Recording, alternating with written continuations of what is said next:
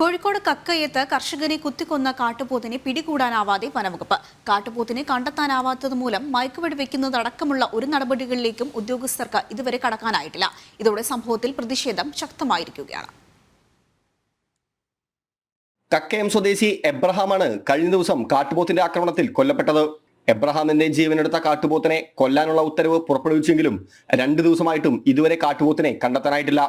കക്കയം ടൗണിൽ നിന്ന് dam സൈറ്റിലേക്കുള്ള 15 kilometre പാതയുടെ സമീപത്തും ഡാം സൈറ്റിലുമാണ് പരിശോധന നടത്തുന്നത്. വനം വകുപ്പിന്റെ വയനാട്, താമരശ്ശേരി RRT അംഗങ്ങളും കക്കയം, പെരുവണ്ണാമൊഴി ഫോറസ്റ്റ് സ്റ്റേഷനിലെ ജീവനക്കാരും പ്രദേശവാസികളുടെ സഹായത്തോടെയാണ് തിരച്ചിൽ നടത്തുന്നത്. ഇന്നലെ രാവിലെ മുതൽ ഈ RRT സംഘം തെരച്ചിൽ തുടങ്ങിയിരുന്നു. ഇന്നലെ തെരച്ചിൽ നിഷ്ഫലമായിരുന്നു, കണ്ടെത്താൻ സാധിച്ചില്ല. പക്ഷെ ഇന്ന് രാവിലെ ഈ RRT സംഘത്തോടൊപ്പം ഞാനും ഉണ്ടായിരുന്നു. ഇന്നലെ ഞാൻ ഉണ്ടായിരുന്നു.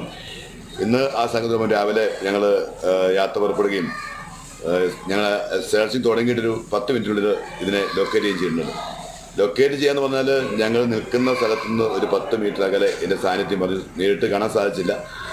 ഇന്ന് വേണമെങ്കിൽ ഷൂട്ട് ചെയ്യാമായിരുന്നു. ആത്മാർത്ഥമായിട്ടാണ് പരിശ്രമമെങ്കിൽ തന്നെ ഷൂട്ട് ചെയ്യാമായിരുന്നു. കാരണം ഈ RRT സംഘം അതിൻ്റെ പിന്നാലെ ആയിരുന്നു പോയിക്കൊണ്ടിരുന്നത്. ആ സമയത്ത് ഇതിനെ ഷൂട്ട് ചെയ്യാൻ ആത്മാർത്ഥമായി ആഗ്രഹിച്ചതെങ്കിൽ കക്കയം മഞ്ചില എസ് ഭാഗത്തു നിന്ന് ഒരു സംഘം താഴേക്ക് ഇറങ്ങുമായിരുന്നെങ്കിൽ ഇതിനെ ട്രാക്ക് ചെയ്ത് ഇതിനെ കവർ ചെയ്ത് ഷൂട്ട് ചെയ്യാമായിരുന്നു. പക്ഷേ അത് നടന്നിട്ടില്ല. കാട്ടുപോത്തിനെ മയക്കുവെടി വെച്ച് പിടികൂടാൻ സാധിച്ചില്ലെങ്കിൽ വെടിവെച്ച് കൊല്ലാനാണ് നിർദ്ദേശം. 2 ദിവസമായിട്ടും അനുകൂല നടപടി ഉണ്ടാവാത്തതിൽ പ്രദേശവാസികളടക്കം കടുത്ത പ്രതിഷേധത്തിലാണ്. ജനം, കോഴിക്കോട്.